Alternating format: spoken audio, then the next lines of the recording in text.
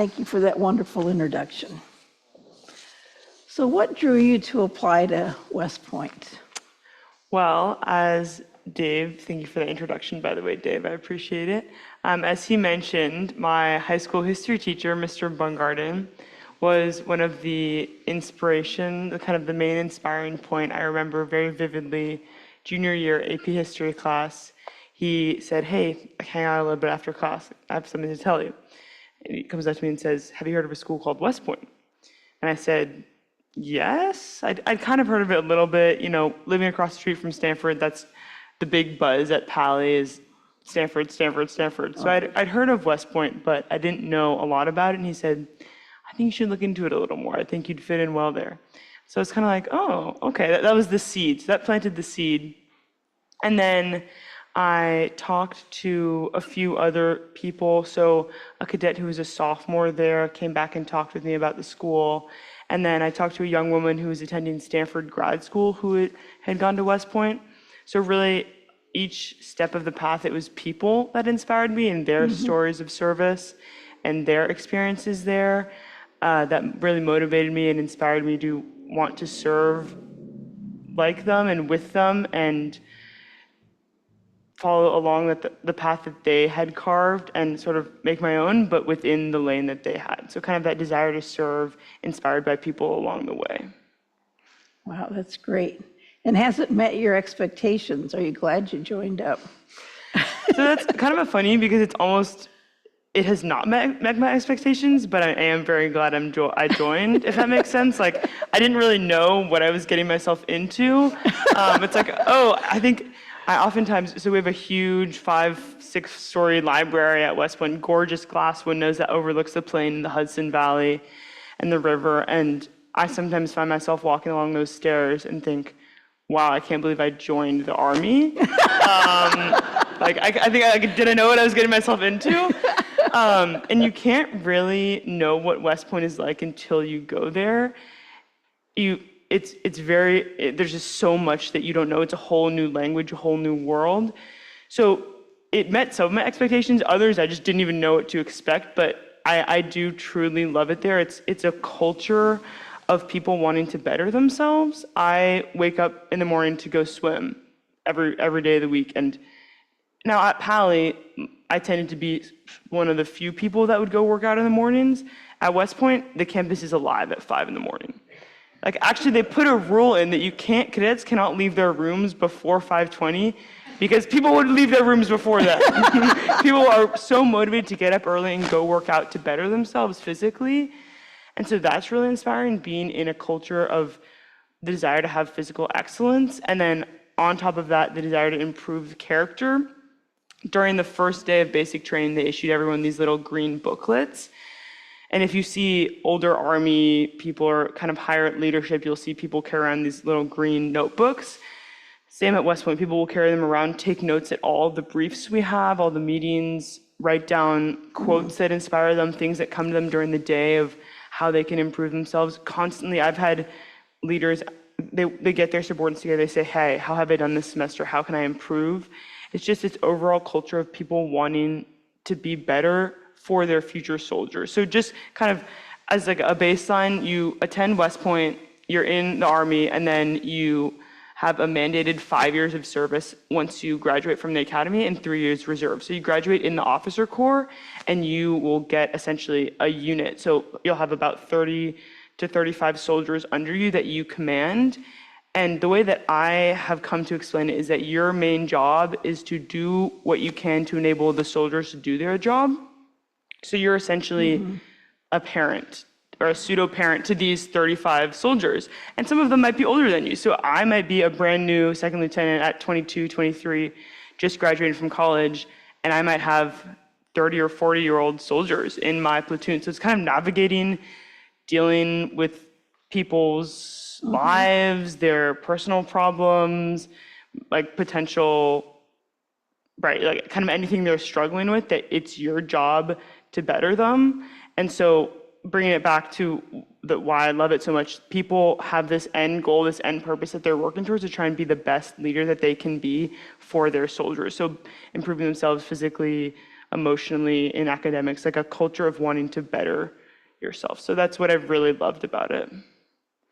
So bettering yourself, I mean, you have to pass physical exams and So to get into the academy, you have a physical test that you submit to the portal. So in addition to normal college application, so you write 3 essays, you get teacher recommendations, and then the 2 items that are distinct from regular college is that you also submit a physical test. So I think it's push-ups, sit-ups, a ball throw, a mile run, a shuttle sprint thing, and then you also have to receive a congressional or Senate nomination. So that's essentially a whole nother application that's basically the same as you submit essays, recs, and such for that as well. So there's a physical test to get into the school. And then as a baseline, every West Point cadet needs to pass, it's called the ACFT, the Army Combat Fitness Test, every semester.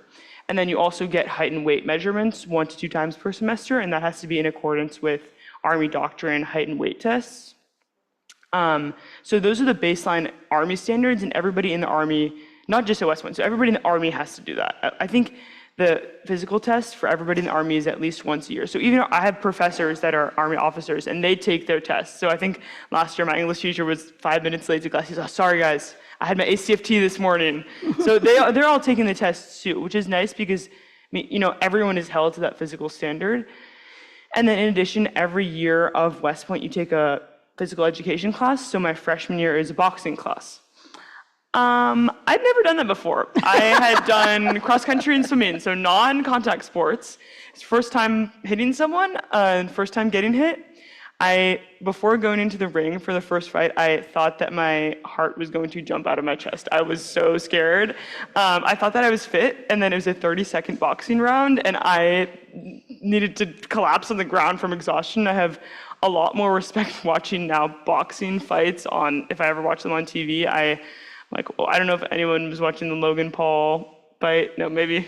Anyway, I have a lot more respect for boxing after having done the boxing class. And then your sophomore year, you take a class called Survival Swim, which consists of, like I said, so I swam when I was younger. I thought I was going to be so ready for this class. I was like, this will be a piece of cake. I'm a swimmer. And then I put on the uniform, which is the kind of that camo fatigue, if you've ever seen military people wearing that. So you put on that, you put on the boots, you put on a 20-pound vest, and you have to carry a fake 7-pound rifle and swim with that and tap things with that. And I now have so much respect for people who don't know how to swim because I thought I was going to drown.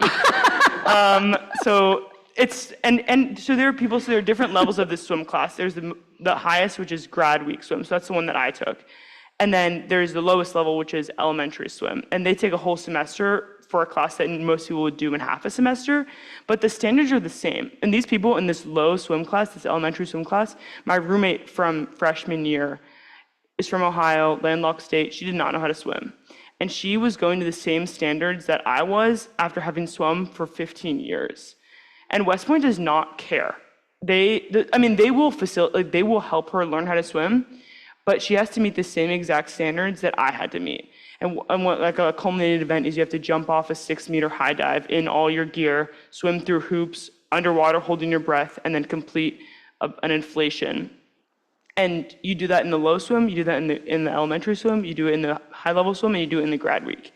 And so it's these physical requirements that are challenging for someone who is experienced in that realm, but for someone who never knew how to swim, I can imagine that's terrifying. And then getting back to why I love the school so much, it really forces you to find your limits, and then it helps you push past those. So next semester, you're then another class you take your sophomore year physically is called military movement. It's sort of like a gymnastics class. There's an obstacle course that they make you run, and you have to do handstands, somersaults, like a lot of stuff that I'm not good at. I imagine this will be one of my boundaries at West Point that the school is going to help me push through and get better at. My body awareness in space is not very good. There's a reason I did mostly endurance sports, but I'm looking forward to that challenge, and that's what West Point kind of cultivates, people that look forward to something being really hard and pushing themselves, and then also going into practice. So you can go into this, there's this room in the gym called Hayes, that's where the obstacle course is. Any day you go in there, people are practicing to try and improve themselves at this obstacle course in that class because they know it's something they struggle with. So again, West Point wants people to find what they're not good at and help you improve at those things. So there are lots of physical challenges, and then in addition, you have various summer training opportunities. Some are required, some are optional that you can add on. And those are pretty physically strenuous, like a lot of rocking with a big backpack. Fortunately, my family trained me up for those with all our backpacking experiences, but I know some people are definitely struggling. There are smaller women who have a 40-pound pack, and a 250-pound football player has the same size pack. But then what's so amazing is you see those people that aren't struggling, they say, hey, let me take your pack. Or let me help, let me push you up the hill. You can hang on to mine while we go up the hill. So it's, yes, you have the same standards, but at the same time, people can work together to meet that end goal. That's great. I want to go back to two things. You have the possibility of combat then. How does that? Okay, so, right, and stop me if there's anything that I say that you don't understand, because like I said, the military has its own jargon and its own world of vocabulary that I'm still figuring out, so just let me know if you need me to explain what anything is. But yeah, so you will graduate as a second lieutenant, which is the lowest in the officer corps, and the Army, so I was confused when I first applied because it's the United States Military Academy, so I was like, which, isn't the military all of them? But anyway, you graduate in the Army. If you go to the Naval Academy, you graduate in the Navy. If you go to Air Force Academy, you graduate in the Air Force.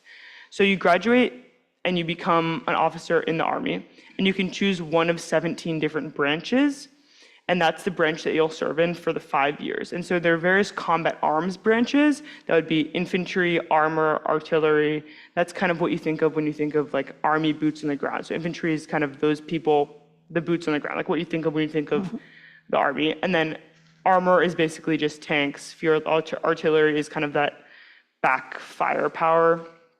And then there are various supporting branches. So one example would be military intelligence or medical services or transportation logistics. That's kind of your, if it's called like a tip to tail, your tip is your fighting force, and then your tail is that logistics supply that enables the tip to do the fighting. So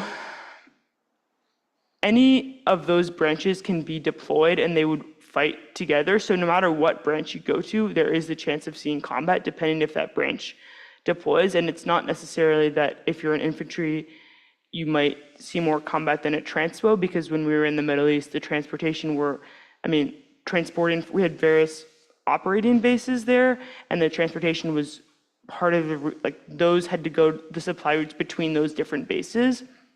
And actually, transpo was had some of the heaviest casualties because like an enemy fighting force doesn't want to attack a highly trained infantry unit. They're much more likely to stop a transpo convoy.